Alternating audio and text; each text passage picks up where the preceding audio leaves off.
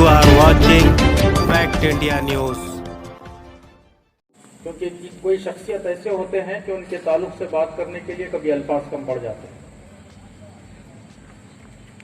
बस इतना कह सकता हूं, जिसमें ना हो इनकलाब, मौत है वो जिंदगी। तो बस बृंदा कारट जी ये एक इनकलाब है और हम जैसों के लिए एक सबक कि आप जिंदा दिल रहें। मैं बस इतना ही कह सकता हूं, दरवेशी वो इनकलाब मसलक है मेरा, दरवेशी वो इनकलाब मसलक है मेरा। ये अल्फाज कम्युनिस्ट पार्टी के बड़े मशहूर लीडर जो कम्युनिस्ट पार्टी के बानियों में से आते हैं मुल्क हिंदुस्तान में, मौलाना हसरत मोहानी साहब, ये उनके अल्फाज हैं जिन्होंने ये नारा भी दिया इनकलाब जिंदाबाद। और यही चंद अल्फाज के साथ कि दरवेशी वो इनकलाब मसलक है मेरा, मैं अदबन गुजारिश करता हूं हमारे रहनुमा मोहतरमा कॉमरेड बृंदा कारट साहबा से कि वो अपनी ख्यालात का इज़हार करें।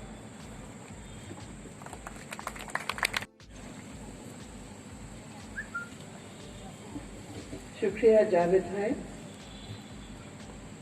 इस सम्मेलन या कन्वेंशन या बैठक के अध्यक्ष हमारे साथी एमबी सज्जन जी, मंच पर उपस्थित हमारी प्रिय बहन के नीला जी,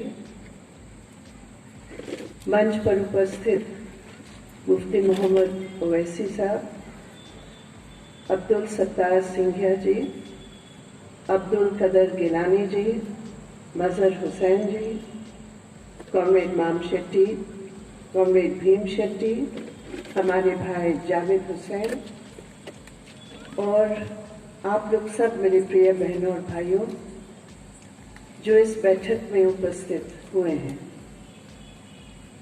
यहाँ गुलबर्गा में आकर आप सबसे मिलने का मुझे मौका दिया है हमारी गुलबर्गा डिस्ट्रिक्ट कमेटी के साथियों ने, मैं उन सबको शुक्रिया अदा करती हूँ। ये बात सही है कि आज हमारे देश में एक गुणात्मक परिवर्तन हुआ है। हर चुनाव में हमारे देश के संसदीय प्रणाली के आधार पर वोट से सरकार आती है या सरकार जाती है, बदलते हैं। लेकिन 2014 से जो हमारे देश में जिस दल ने वोट के आधार पर सत्ता संभाला है, 2014 से आज तक गुणात्मक बदल आई है। ये बदल का चरित्र क्या है?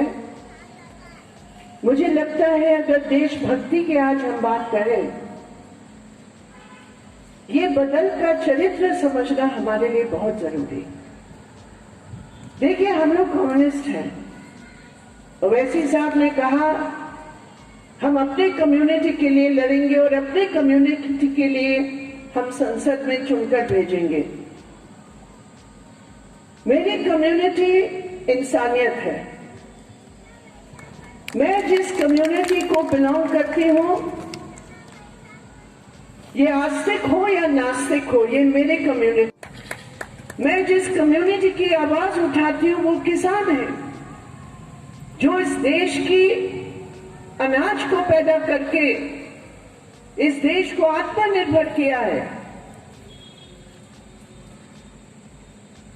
मैं उनकी प्रतिनिधित्व करती हूं जो इंसानियत में विश्वास करते हैं, हैवानियत में नहीं। और मैं समझती हूं कि आज ये चुनौती है हर शख्स के सामने कि आप अपनी कम्युनिटी को अगर नहीं छोड़ेंगे और अगर ये दीवारों को आप नहीं तोड़ेंगे, ये देश बचेगा नहीं। आप अपनी कम्युनिटी का बचाव करोगे, दलित अपनी कम्युनिटी का करेंगे, आदिवासी अपनी कम्युनिटी का करेंगे, मजदूर अपने लिए करेंगे, किसान अपने लिए करेंगे, और जो राज कर रहे हैं इस देश को बर्बाद करेंगे। आज देशभक्ति इस बात में है कि हम समझें कि क्या गुणात्मक हमारे चरित्र में क्या बदल रहा है देश की हुकूमत की। आज वो लोग सत्ता संभाल रहे हैं जो कभी भी इस देश के संविधान को स्वीकार नहीं किए। अलग अलग दल आए, आप कह सकते हैं वो भी पूंजीपतियों के दल रहे, लेकिन कम से कम इस देश के संविधान की खुलकर धज्जियां नहीं उड़ाई। आप क्षमा करेंगे अगर मैं ऐसे सख्त शब्द इस्तेमाल कर रही हूं, धज्जियां उड़ाना।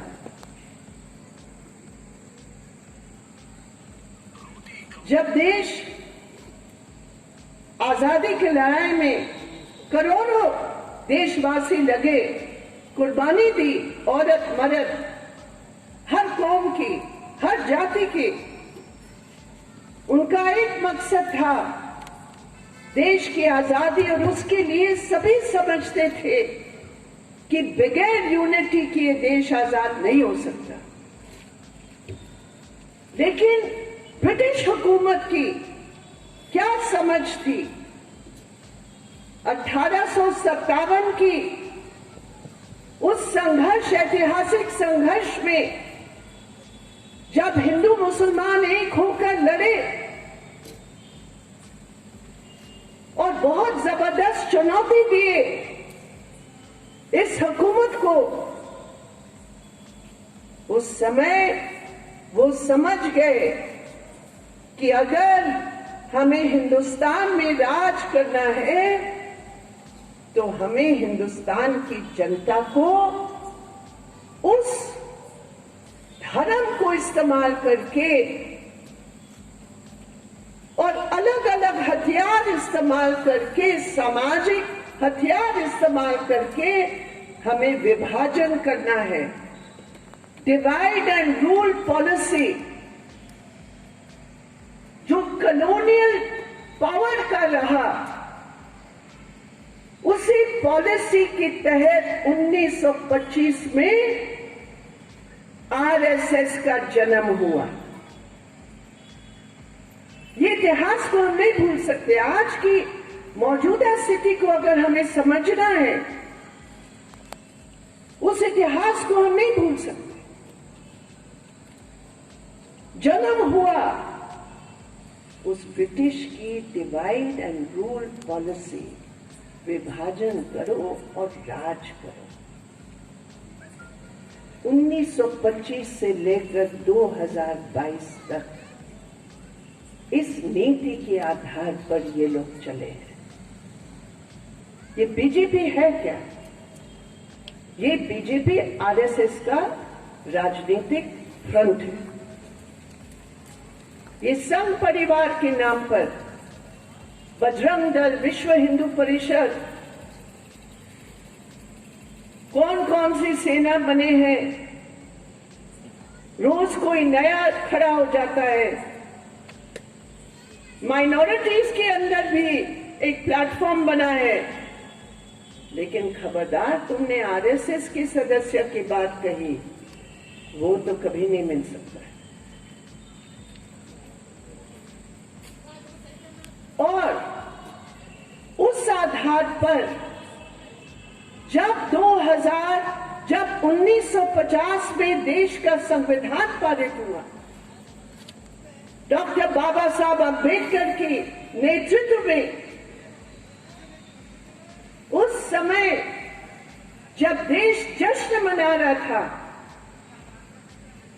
कि हमारा कैसे संविधान बना है, जिसमें हर एक को, हर नागरिक को बराबर का अधिकार है, हर धर्म को बराबर का अधिकार है, जाति प्रथा के खिलाफ, औरत मर्द की लिंग भेद के खिलाफ बराबर का अधिकार है। उस समय आरएसएस का पत्रिका जो मैगजीन है